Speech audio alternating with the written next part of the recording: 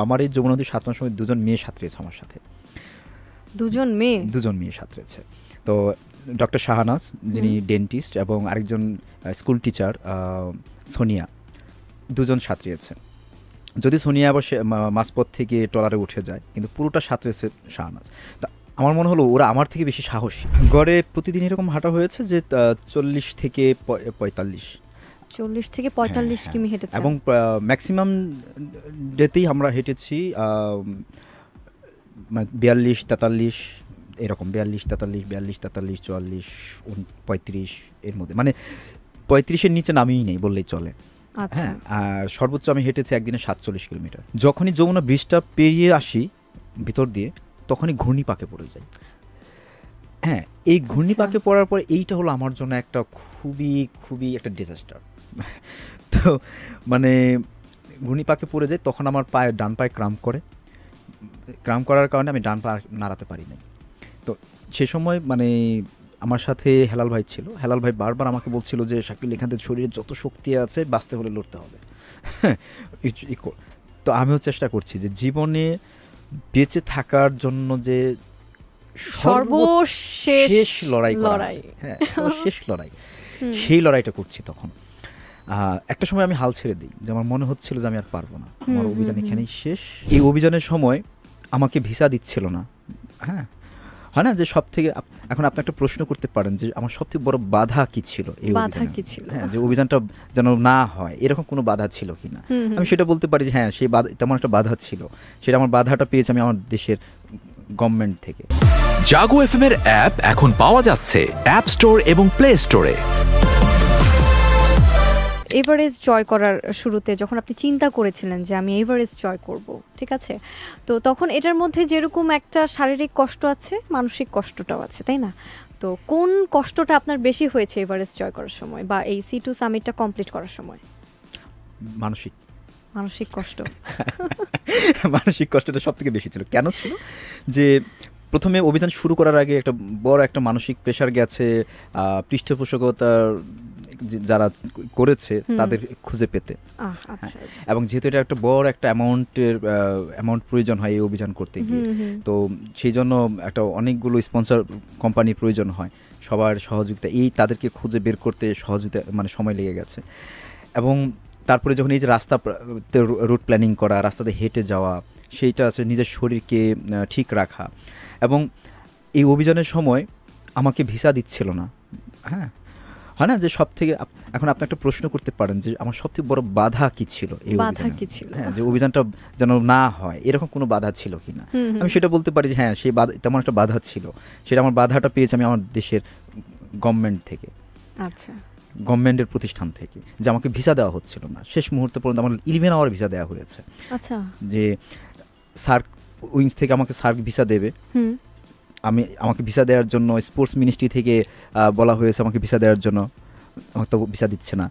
পররাষ্ট্র মন্ত্রণালয় থেকে আমাকে ভিসা দেওয়ার জন্য বলা হয়েছিল, তারপর আমাকে ভিসা দিচ্ছিল না।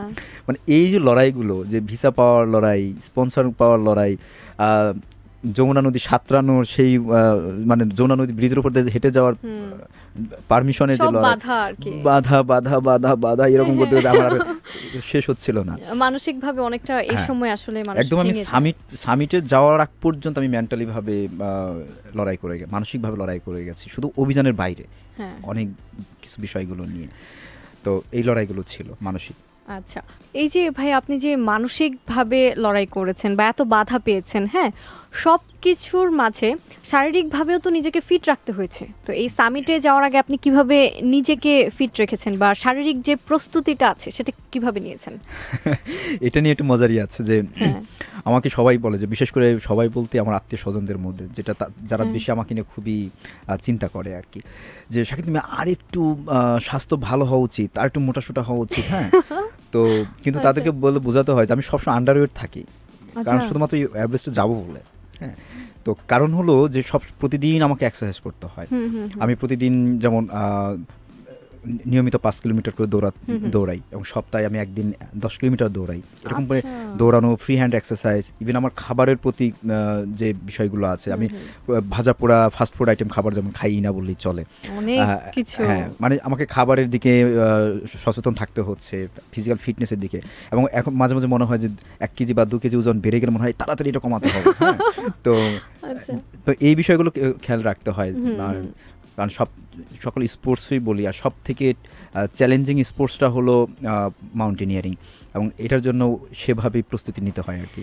আচ্ছা, তো এত প্রস্তুতির মাঝে এই যে C2 সামিট, এইটা যে আপনি যে ক্যাম্পেইনটা করলেন এবং আপনি এভারেস্ট পর্যন্ত গেলেন, আপনি গড়ে প্রতিদিন কত কিলোমিটার হেঁটেছেন?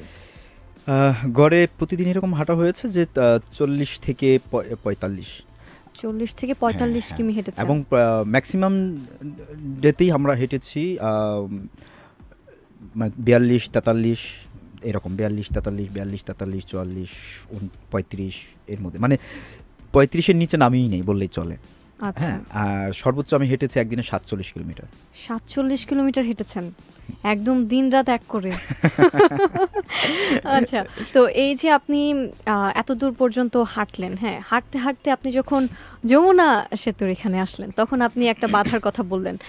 আমরা তো দেখেছি যে অনেকে হচ্ছে হেঁটে পার করেছে, হেঁটে হেঁটে এভারেস্ট পর্যন্ত গিয়েছে, কিন্তু আপনি হাঁটার পাশাপাশি আপনি সাঁতারুও, মানে সাঁতরে সাঁতরে আপনি পার হয়েছেন যমুনা সেতু। এইটা একটু চ্যালেঞ্জ বেশি ছিল আমার জন্য হলো কি, আমি মাউন্টেনে পর্বতের জন্য আমি নিজে চ্যালেঞ্জ নিতে পারি, কারণ সেটা আমার জানা আছে, সেই পথ জানা আছে, সেখানে কি করতে হয় সেটা আমার শেখা আছে। কিন্তু আমি তো সাঁতারের মানুষ না, মূলত আমি সাঁতার কাটি না, প্র্যাকটিস করি না। আমি পর্বত আরোহণের জন্য প্রস্তুতি নেই, কিন্তু সাঁতারের জন্য তো প্রস্তুতি নেই।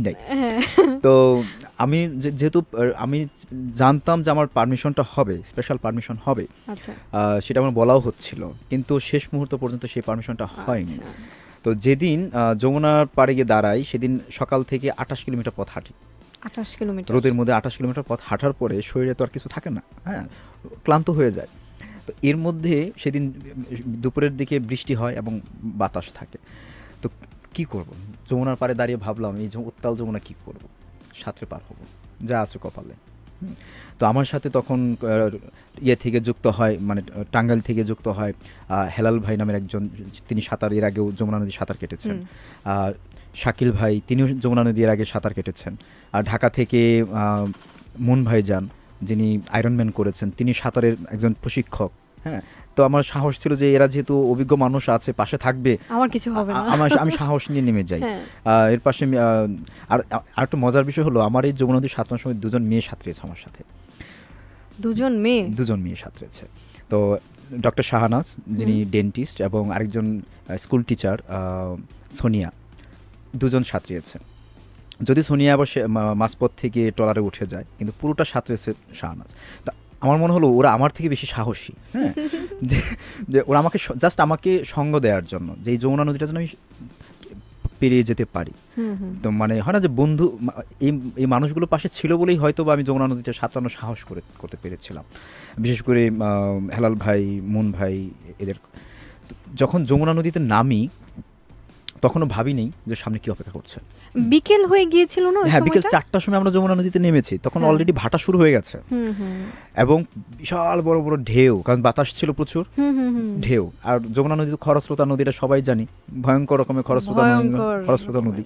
আর যমুনা ব্রিজ যে জায়গায়, সে জায়গায় একটু চাপা হওয়াতে, আর ব্রিজের যে পিলারগুলো, সেগুলোর কারণে ওই জায়গার স্রোতটা আরও বেশি।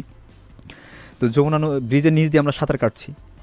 তো সাঁতার কেটে যাওয়ার পরে যখন রাত হয়ে যায়, রাতের বেলায় সেখানে একটু ভয়ের বিষয় ছিল এরকম যে, মানে বড় বড় যে ট্রলারগুলো আসছে বালি বোঝাই, সেই ট্রলারগুলো আমাদেরকে দেখছে না, আমরা ট্রলার দেখছি না। হঠাৎ করে দেখি একটা বিশাল বড় দূতের মতো সামনে কিছু একটা এসে চলে আসছে।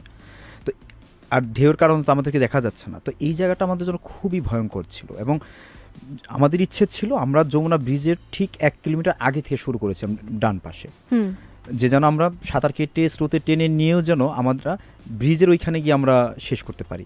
কিন্তু সেটা আর হয়নি, আমরা ব্রিজে পেরিয়ে চলে যাই, কারণ স্রোতের সাঁতার পেরে ওঠিনি। আর যেহেতু রাত থাকার কারণে আমরা বুঝতে পারছিলাম না পাড়টা কোন দিকে। যখনই যমুনা ব্রিজটা পেরিয়ে আসি ভিতর দিয়ে, তখনই ঘূর্ণিপাকে পড়ে যাই।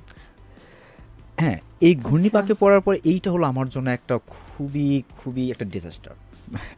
তো মানে ঘূর্ণিপাকে পড়ে যায়, তখন আমার ডান পায়ে ক্রাম্প করার কারণে আমি ডান পা নাড়াতে পারি নাই। তো সে সময় মানে আমার সাথে হেলাল ভাই ছিল, হেলাল ভাই বারবার আমাকে বলছিল যে শাকিল এখান থেকে শরীরে যত শক্তি আছে বাঁচতে হলে লড়তে হবে। তো আমিও চেষ্টা করছি যে জীবনে বেঁচে থাকার জন্য যে সর্বশেষ লড়াই, হ্যাঁ শেষ লড়াই, সেই লড়াইটা করছি। তখন একটা সময় আমি হাল ছেড়ে দিই, যে আমার মনে হচ্ছিল যে আমি আর পারবো না, আমার অভিযান এখানেই শেষ। তখন আমি শুধু ঘূর্ণিপাকে হয় না যে নিচের দিকে টানছে আমাকে, হ্যাঁ তখন এমন হয় না যে একটা গান ছিল না হুমায়ুন আহমেদের, যে যমুনার জল দেখতে কালো স্নান করিতে লাগে ভালো, সেই গানটার যমুনার জলে স্নান করতে ভালো লাগতে পারে, যমুনার জল খেতে কিন্তু মোটেও ভালো না। এবং আমি সেই দিন যমুনার জল যে পরিমাণ খেয়েছি, সেই পরিমাণ জল আমি সারা জীবন মনে খাবো কিনা, তেমনটাই হয়েছিল। তো একটা সময় যখন হেলাল ভাই অনেক চেষ্টা করেছে আমাকে পেছন থেকে ঠেলে ঠেলে দিয়ে যে আমি যেন আর একটু ওখানে বেরোতে পারি, এর মধ্যে আবার মিরাজ নামের এক বন্ধু ছিল, সেও ট্রলার থেকে নেমে আসে হেল্প করার জন্য।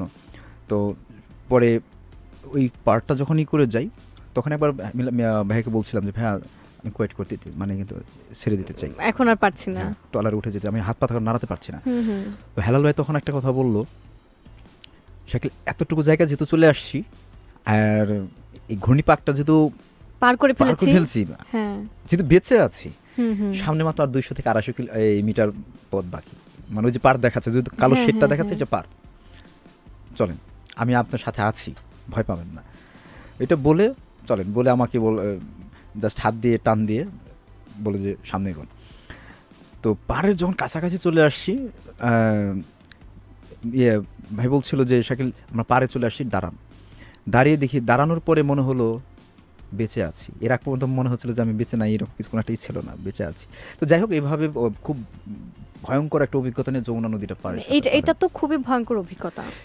জাগো এফএম এর অ্যাপ এখন পাওয়া যাচ্ছে অ্যাপ স্টোর এবং প্লে স্টোরে।